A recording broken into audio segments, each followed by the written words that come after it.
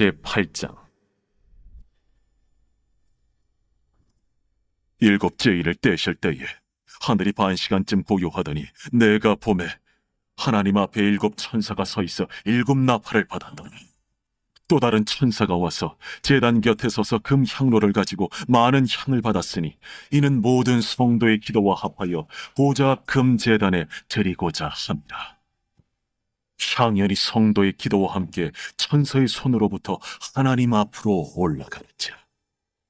천사가 향로를 가지고 제단에 불을 담아다가 땅에 쏟아내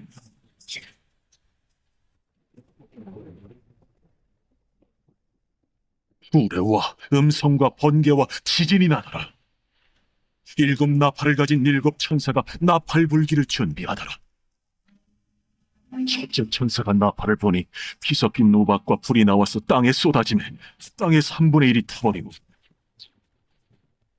수목의 3분의 1도 타버리고 각종 푼 풀도 타버렸더라.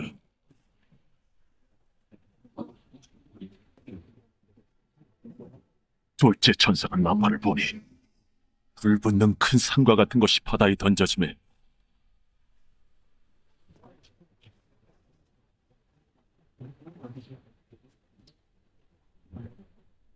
바다의 3분의 1이 피가 되고 바다 가운데 생명 가진 피조물들의 3분의 1이 죽고 배들의 3분의 1이 깨지더라. 셋째 천사가 나팔을 보니 횃불같이 타는 큰 별이 하늘에서 떨어져 강들의 3분의 1과 여러 물샘에 떨어지니 이 별 이름은 쓴 쑥이라. 물의 3분의 1이 쓴 쑥이 되매 그 물이 쓴 물이 되므로 많은 사람이 죽더니 넷째 천사가 나팔을 부니 해 3분의 1과 달 3분의 1과 별들의 3분의 1이 타격을 받아 그 3분의 1이 어두워지니 낮 3분의 1은 비추임이 없고 밤도 그러하더라.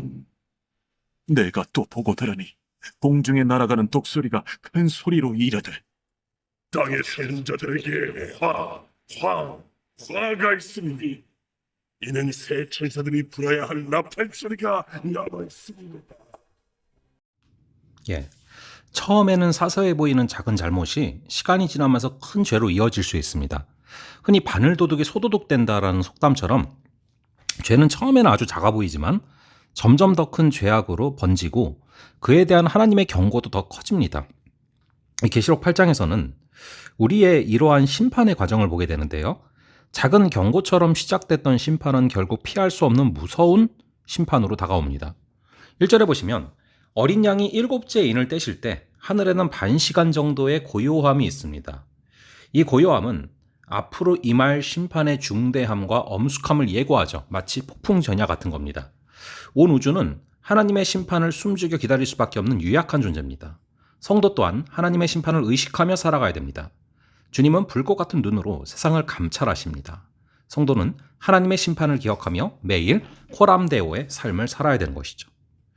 일곱 천사가 일곱 나팔을 받을 때 또 다른 천사는 향과 함께 성도들의 기도를 하나님께 올려드리기 위해서 금향로를 가지고 제단 곁에 서 있었습니다. 성도들의 기도는 향연과 함께 올라갔습니다. 그게 4절이죠. 이렇게 우리가 드린 기도는 땅에 떨어지지 않고 하나님 앞에 상달됩니다. 하나님 앞에 올라간 기도는 앞으로 임할 심판과 연관이 있죠. 성도는 심판주 되신 하나님 앞에 기도로 나아가야 되는 것입니다. 아브라함은 소돔과 고모라를 심판하시려는 하나님 앞에 담대히 기도했습니다. 심판 앞에서 성도의 삶은 정결해야 되고 기도는 더욱 담대해야 됩니다.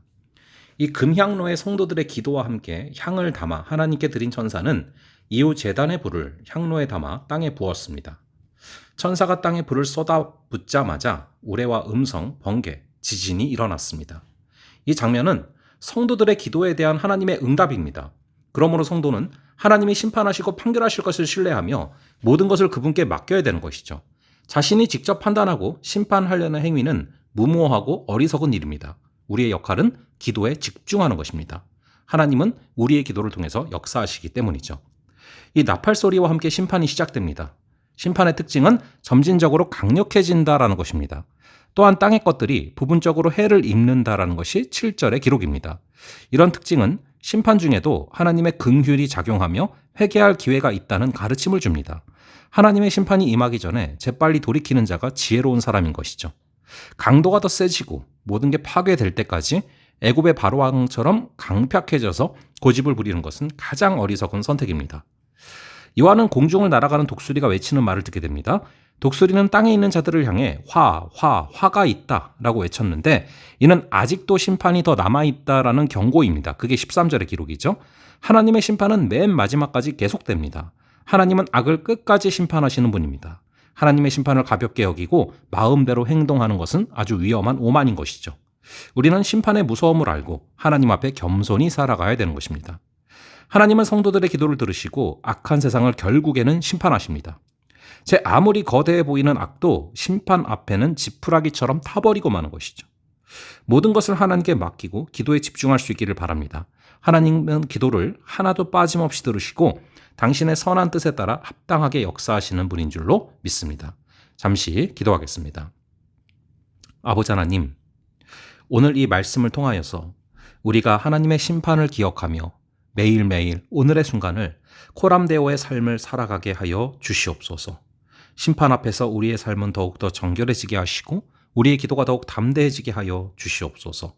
아버지 하나님, 우리가 기도에 집중할 때 하나님께서 우리의 기도를 통해서 역사하심을 믿습니다. 결국에 하나님께서 기도를 들으시고 심판하시고 하나님의 정의를 이루시는 것을 기대하며 오늘도 힘차게 걸어가는 하루하루 되게 하여 주시옵소서. 하나님 앞에 겸손히 살아가는 그런 하루가 될 줄로 믿사오며 이 모든 말씀 우리 주 예수 그리스도의 이름으로 기도합니다. 아멘. 예, 그럼 또 다음번에 뵙도록 하겠습니다.